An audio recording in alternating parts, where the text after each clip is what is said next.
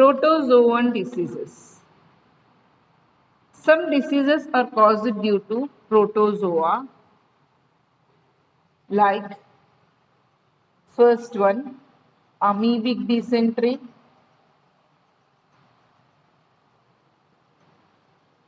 or second one, malaria.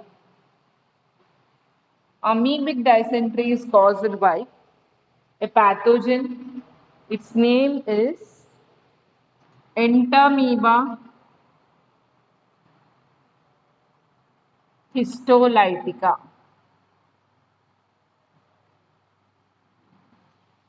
It is a protozoa. It is a type of amoeba. Malaria is caused by Plasmodium. Okay? Plasmodium causes this malaria. First, we'll discuss about amoebic dysentery. Amoebic dysentery is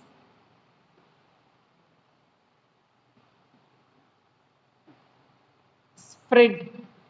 Amoebic dysentery is spread. The spread of this disease is by food, water, flies. Always I have been saying food and water will cause infection. How food and water will cause infection? If you are not covering them, if you are allowing flies to sit on them, if you are not storing them properly. Okay, so food and water are one that provide us good health also. If you don't handle them properly, they'll cause harm to you also. Okay, flies. So flies act as vector in this case of amoebic dysentery. Generally, it is a stomach infection. Since it is a stomach infection, what happens? We'll understand the symptoms. Then I'll say you how flies are spreading it. What are the symptoms? Since it infects the stomach, the food that is eaten will not reach the person's body and it leads to weight loss. Okay? If you are eating the food and someone is sitting in your digestive system and using all the nutrients, what will happen? It leads to weight loss, anemia, it may lead to diarrhea, motions. Diarrhea also occurs. You can see that large intestine, the inner part of large intestine is damaged. Okay, so this is the large intestine. This inner lining of large intestine will be damaged. So this lining, inner lining of large intestine will be damaged. Okay, inner lining of large intestine is damaged. When it is damaged, what will happen? Usually blood enters to our large intestine. Whatever food that is passing will have some amount of blood in that. As a result, you can see blood in stools. Blood in stools. Because of all these complications, fatigue. Fatigue means getting tired, feeling lazy with less amount of work. Okay, and it also has a symptom that is fever. So what is happening here? This amoebic entamoeba histolytica is entering the digestive system of a person and eating the food. As a result, weight loss, diarrhea, anemia, and damage in the inner lining of large intestine, blood in stools, fatigue, fever. These all are seen. What will happen? So whatever microorganism is there in this will come out of the body through stool also. Okay. When a stool, there are people, still there are people who defecate openly. Open defecation, not using toilets for defecation. What will happen? Flies sit over that and those flies get transferred to any open foods. You can see there are so many outside, there are some stalls which are, or some small carts where open food is there. Those open foods, there is every chance that flies are attacking those open foods. And the infection is carried from that stool to the food through flies, and when anyone consumes that food, that person also is infected with this amoebic dysentery. In that way, flies are causing this disease. Okay, open defecation should be avoided, and even the small children's, even if they are small children, it should be seen that the disposal of their stool is done very properly. Usually, small children's stool is not disposed of properly. That is also leading to this problem, right? That is about amoebic dysentery. How to treat this? Okay, what can be done to treat this? How to avoid this? So one thing that can be done to avoid, to prevent, is to control sanitization, to control flies. Prevention is by Prevention is by sanitation, sanitation and control of flies. Control of flies. Right? How to treat treatment. So for treatment, there are certain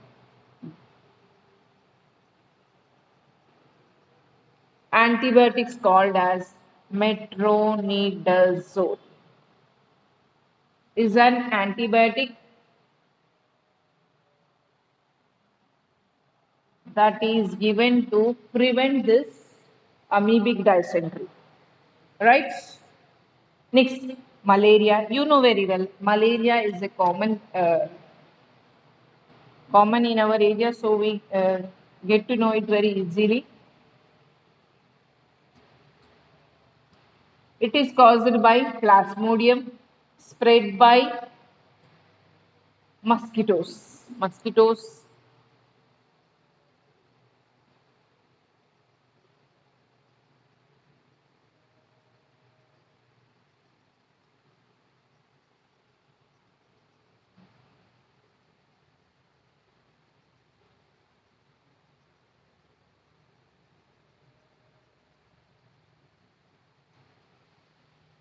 It is spread by mosquitoes.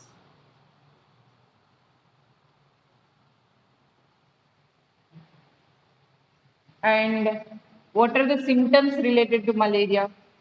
Malaria is having a very important symptom, fever with chills. Okay, chills means shivering is seen in the person, at the same time fever occurs. So if there is any fever with chills, then most of the time it is malaria, right? Apart from that, there are other complications like other symptoms like diarrhea, nausea, the sensation of vomiting, or sometimes vomiting also, right? And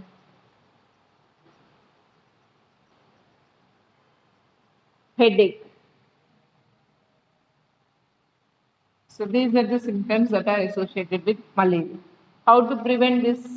Prevention is by control of flies, control of mosquitoes. How to control mosquitoes? There are various methods to control the mosquitoes.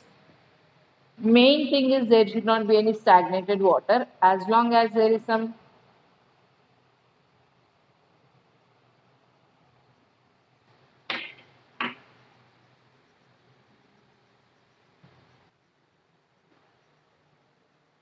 yes, ma, malaria can be prevented by control of mosquitoes, and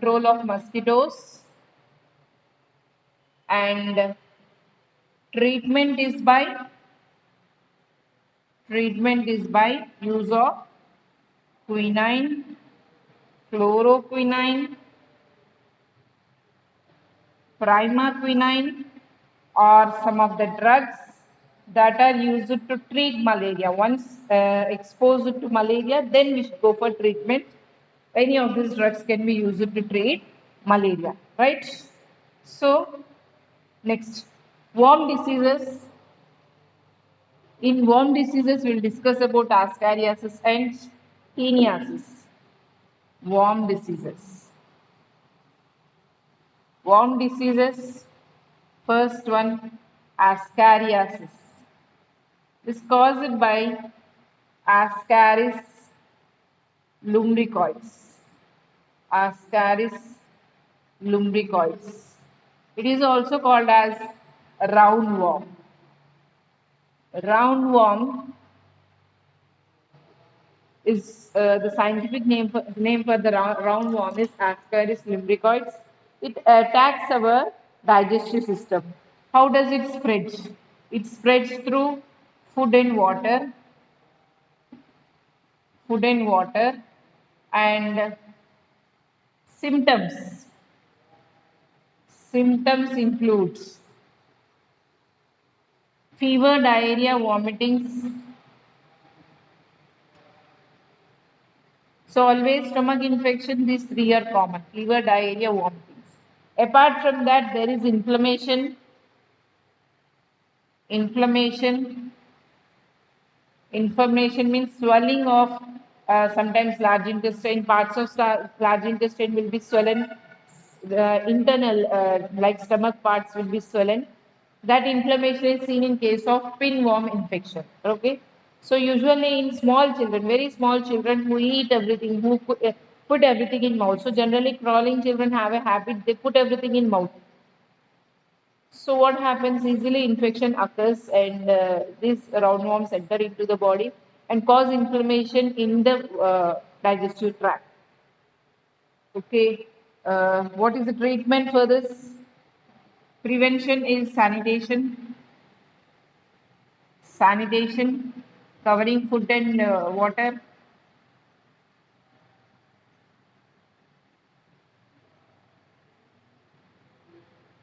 And treatments.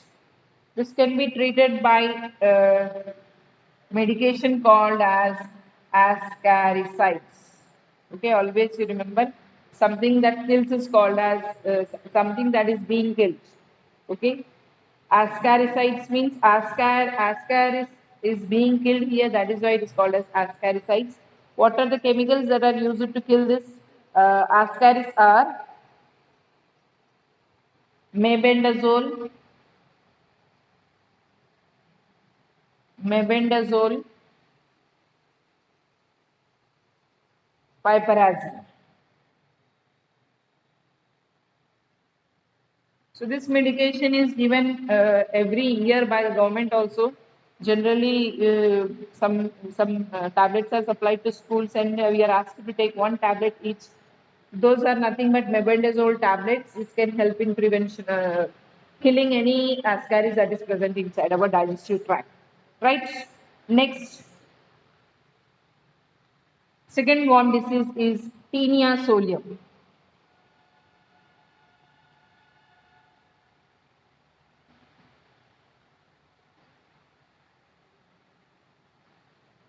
Teniasis is caused by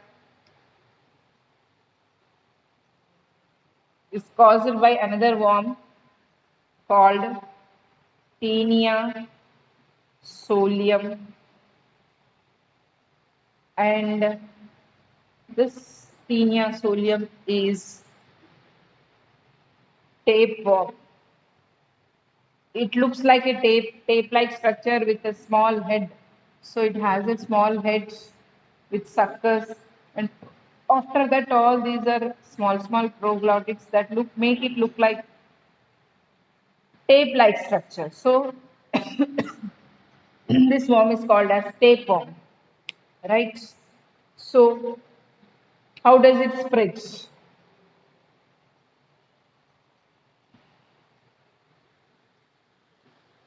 Same, by food and water, and it causes stomach infection only. So since it is causing stomach infection, symptoms are again same. What are the symptoms we discussed about? Diarrhea, vomiting, nausea, and fever.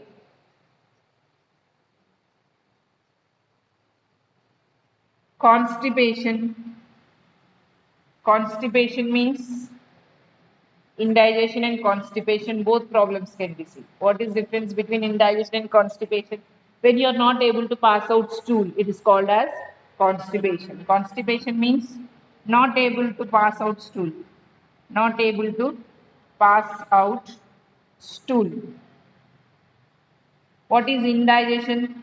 Indigestion means food is not broken down. Broken down. Sometimes we can see in small kids, however you eat, the food comes out in the same way without any digestion, without breaking down into smaller pieces. That is indigestion. What happens in constipation? Actually, your bowels should move. This bowels should move. There should be movements in the bowels. Peristaltic movements should take place and push the stool outside. But what is happening? These bowels are not moving and they are not pushing the food outside. So that is the difference between constipation and indigestion. Right? And sometimes it also causes convulsions.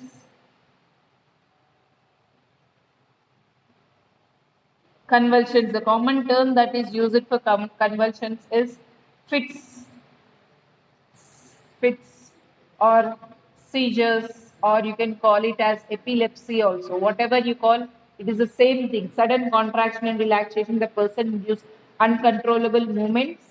That is nothing but fits. Okay. There is sometimes blindness, lesions in brain are also seen. Lesions means small wounds in the layers of brain is also seen, and sometimes it even causes blindness. So these are the different symptoms that are seen in tinniasis.